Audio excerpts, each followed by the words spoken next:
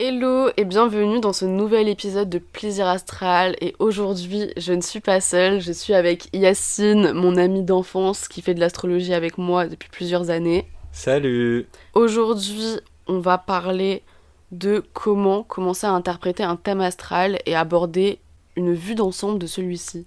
Le passage entre la spécification dans l'astrologie, entre genre analyser juste ce que peut être une lune, comprendre ce que c'est que les signes, etc., à passer à une analyse globale d'un thème astral. Ok, bah du coup, moi je trouve que c'est une étape hyper compliquée quand t'apprends l'astrologie parce que le début est hyper accessible sur internet. C'est-à-dire que c'est Ouais. hyper simple de trouver vraiment qu'est-ce que c'est une lune en maison 8, une lune en maison 7, mais qu'est-ce que c'est une lune en maison 8 en Sagittaire par exemple, bah Ouais. là tu vas pas le trouver déjà fait sur Ça, internet. c'est déjà compliqué. C'est le passage entre la spécification et arriver à quelque chose de plus global, c'est l'étape la plus compliquée dans l'apprentissage de l'astrologie. Ok, C'est ce que je trouve a été le plus compliqué. ouais carrément, pour moi aussi. Hmm. Mais en plus je trouve qu'il y a tellement peu de ressources sur internet juste Ah d'astrologues qui bah, interprètent des thèmes entiers. T'en as certains mais franchement ça manque. Et hmm. moi je me rappelle que je cherchais sur internet de ouf des méthodes d'analyse.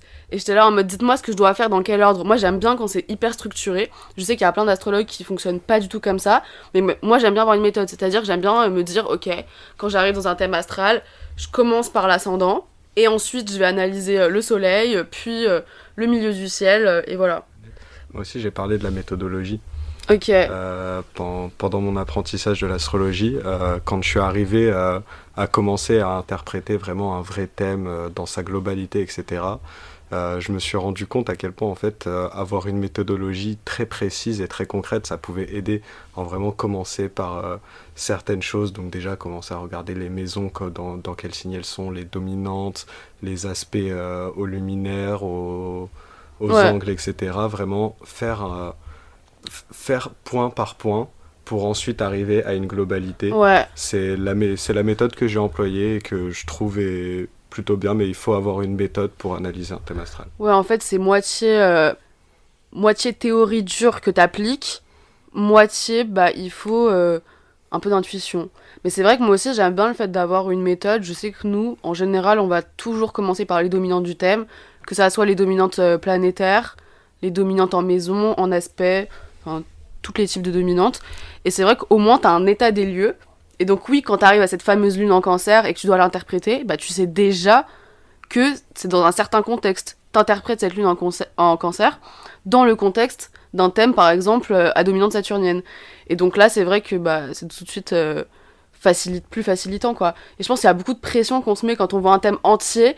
Bah ouais, logique, en fait, faut que tu te planches sur tous les détails pour arriver à en conclure quelque chose d'un petit peu plus général.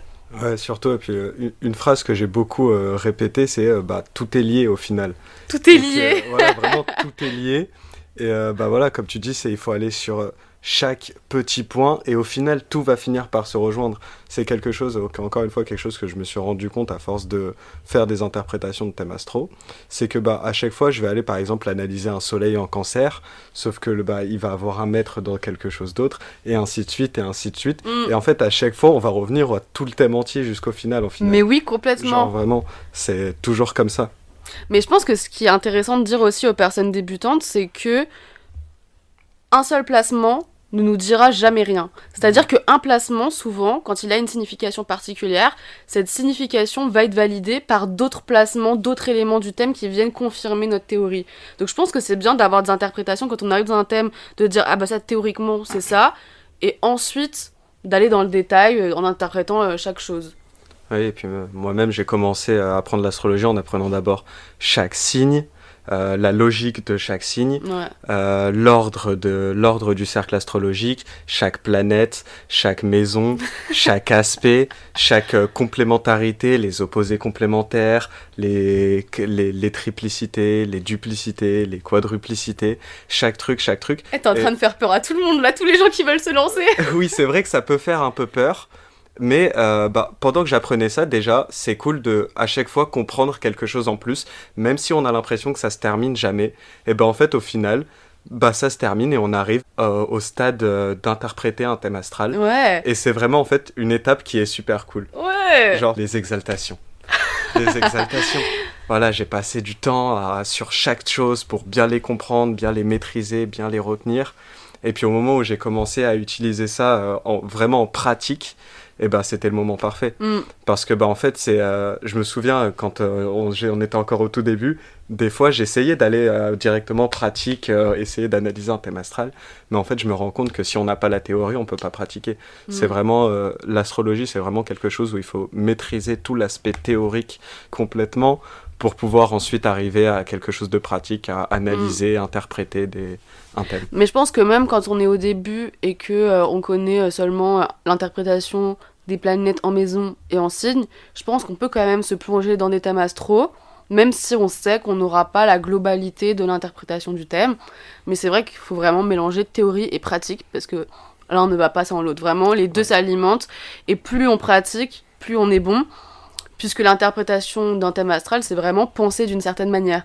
Et c'est une méthode de pensée qui s'acquiert. C'est-à-dire que vraiment personne là quand il commence l'astrologie, et c'est vraiment de l'entraînement et il faut se la buter, quoi. Ouais, vraiment beaucoup. Et puis ça nécessite une élasticité mentale vraiment très développée. T'as dit le terme.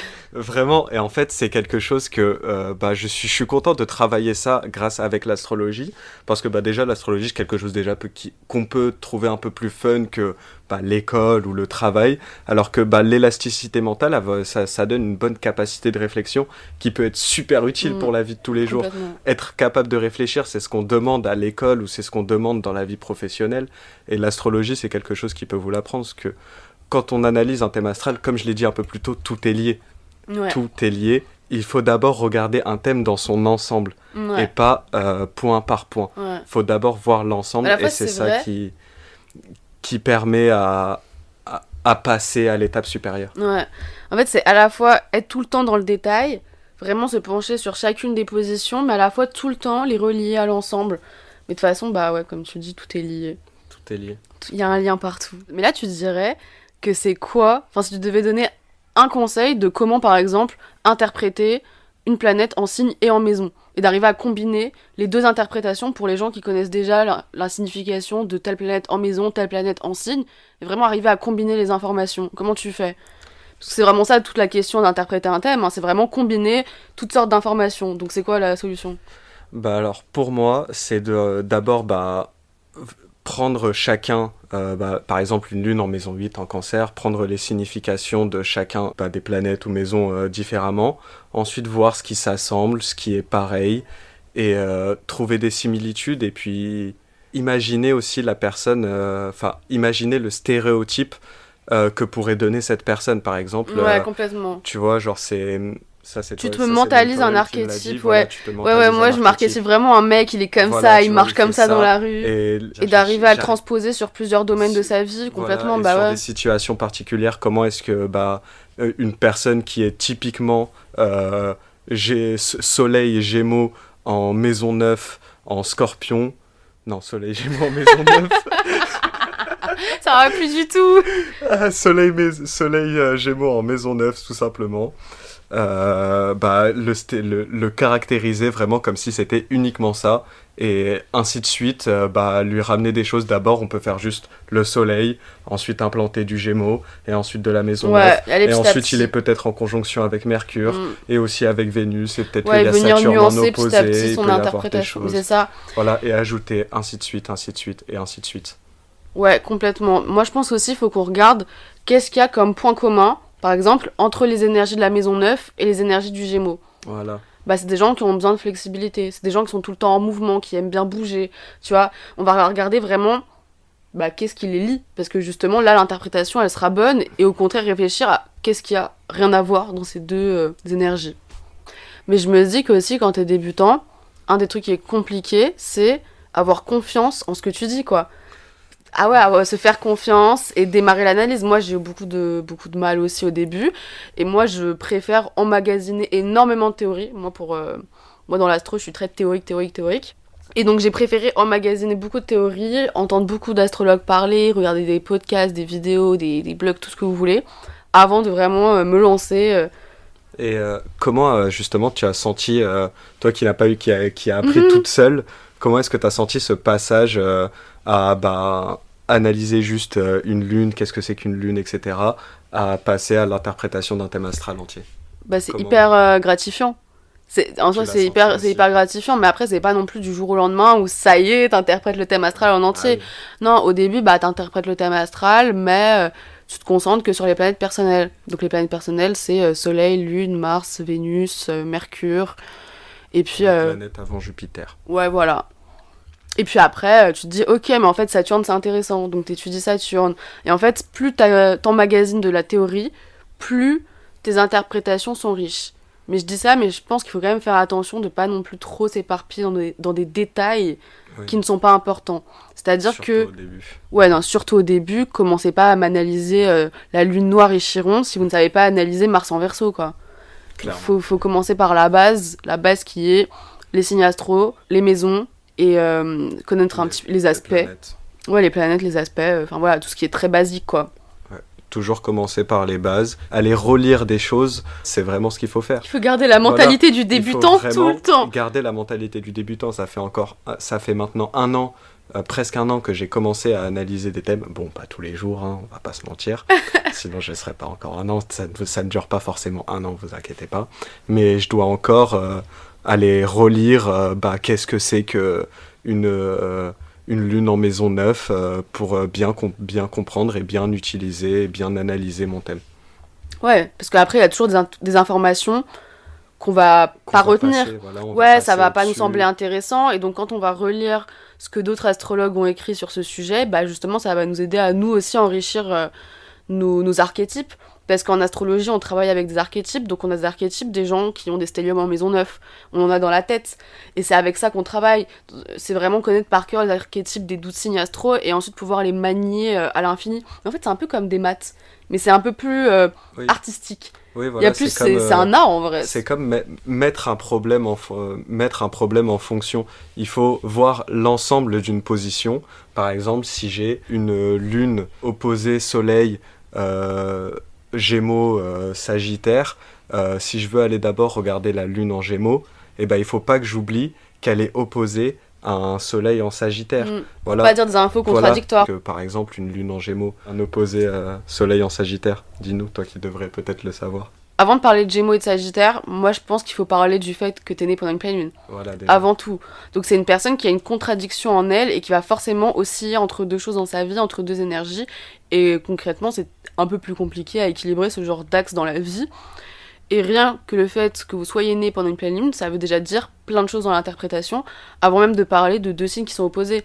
Mais c'est vrai que oui, bah, la lune en Gémeaux, elle va vouloir s'attarder sur plein d'informations différentes, lire tous les journaux qui existent, et peut-être jamais finir un article jusqu'au bout, parce qu'on n'a pas le temps, parce qu'il y a trop de journaux à lire. Alors que le Sagittaire, lui, il va acheter son petit journal le vendredi matin, il va lire le même pendant 20 ans, et il va le connaître par cœur, et il va le relire en entier, il va être expert dans la chose. Il y a vraiment cette notion de le Sagittaire, il est un peu plus deep que le Gémeaux quand même. Voilà. Moi, je trouve ce qui est hyper difficile quand on commence, c'est quand on a des informations méga contradictoires dans le thème. Et donc là, on va se sentir bloqué. Donc moi, je vous dis déjà que quand vous êtes bloqué là-dessus, bah vous pouvez dire à une personne, en fait, tu vas osciller entre ça et ça. Et il y a ce côté-là contradictoire dans ton thème. Et donc tous les thèmes ont des contradictions.